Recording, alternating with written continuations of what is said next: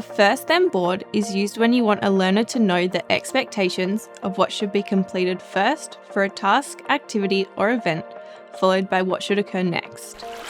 Its main purpose is to motivate the learner to do a less preferred task or activity before completing the more preferred task or activity. To do this, the support person will place the 2 communication cards or visuals the learner is expected to complete to the first then visual. Show the learner the card and point to each visual. Say, first, visual 1, then visual 2. If the learner resists or becomes distracted or off task, show them the card again and repeat the phrase.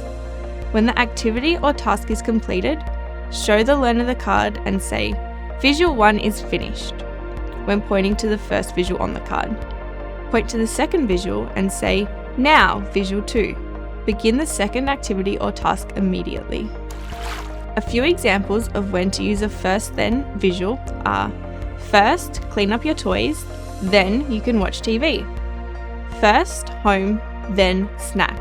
This can be used when a learner gets in the car from school and asks for a snack. Or first, homework, then blocks. Remember that the second visual must be a more preferred activity or task than the first visual.